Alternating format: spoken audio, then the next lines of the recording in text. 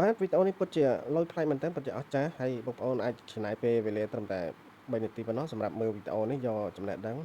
យកកម្រិតច្នៃប្រឌិតយើងប៉ះប៉ៅអាវម៉ូតូដែលបែកបាក់ឬក៏កធន់អីនៅក្នុងផ្ទះរបស់របរដែលមានដូចជាជ័រមានអីផ្សេងសម្រាប់ប្រើប្រាស់ក្នុងផ្ទះជាប្រចាំណាបងប្អូនអាចមើលតាមវិធីសាស្ត្រនេះបានអត់ពិបាកធ្វើទេងាយធ្វើមែនតើស្រួលធ្វើយើងអត់មានក្បាលមន់ដូចគេយើងកាត់តែភ្លើងដាក់កញ្ជុងកន្លះគីឡូមកយើងចូលមកដាក់រួលដុតដូចគេអញ្ចឹងមកហើយយើងចាំបាច់តែមានក្បាលមន់ទេហើយបន្ទាប់ពីហ្នឹងយើងយកស្នោបងប្អូនយកស្នោហ្នឹងកាត់វាឲ្យវាទូចមកដើម្បីយើងយកលាយជាមួយមេកែវបើសិនជាយើងមានកែវយើងដាក់លាយមួយកែវទៅបើសិនជាយើងអត់មានកែវសំបីតាសាំងម៉ូតូយើងធម្មតាក៏យើងអាចដាក់ជាមួយស្នោនឹងបានដែរស្នោគេស្នោនឹងមិនខ្វះទេយើងសាំងម៉ូតូធម្មតាហ្នឹងយើងដាក់ទៅក៏វារលាយដូចគ្នាអញ្ចឹងដែរបងប្អូនវាអត់ចាំបាច់តាមេកែវអីហ្នឹងទេហើយបន្ទាប់មកយើងកូរវាសពមកកូរវាសពឲ្យវាសាច់មួយមកកុំឲ្យវានេះកុំឲ្យវាកៅផ្សេងហើយអាជាតិដីផ្សេងបន្ទាប់មកយើងយកដីសាច់យើងធម្មតាហ្នឹងចាក់ចូលជាមួយកែហ្នឹងដើម្បីឲ្យវាមានគុណភាពកាន់តែរឹងមាំខ្លាំងយើង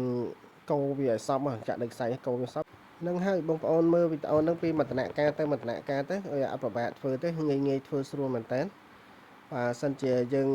ចំណាយពេលទៅជួលជាងក៏គេយកច្រើនណាស់ក្នុងការឈ្នួលធ្វើហើយបើសិនជាយើងមានពេលវេលាយើងអាចមើលវីដេអូនឹងដល់ចប់យើងអាចច្នៃធ្វើតាមគេបានហើយអត់វាពិបាកធ្វើទេហើយបើបងប្អូនមិនទាន់មានពេលធ្វើទេសេវឬក៏ share វីដេអូហ្នឹងទុកមើលថ្ងៃក្រោយពេលយើងត្រូវការធ្វើយើងមានវីដេអូមើលស្រាប់ចឹងយើងមិនពិបាកទៅស្វែងរកវីដេអូណាយកមកមើលទៀតទេព្រោះវីដេអូដែលយើងបាន share ទុកហើយ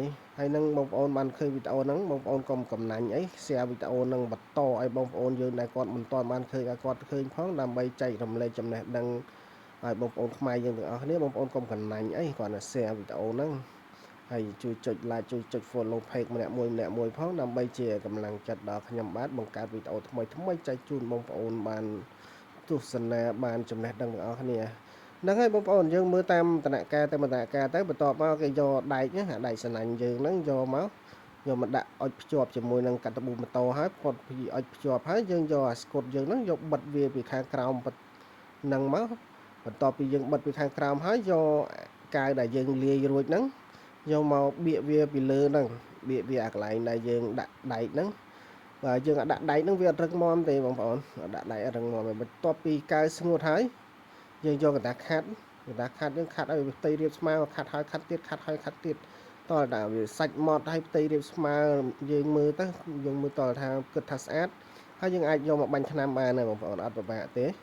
ហ្នឹងហើយវីដេអូមានតែប៉ុណ្្នឹងទេបងប្អូនមើលឲ្យអាច share វីដេអូនឹងម្នាក់មួយផងហើយជួយ follow page ម្នាក់មួយផងដើម្បីតាមដានវីដេអូថ្មីអរគុណច្រើនបងប្អូន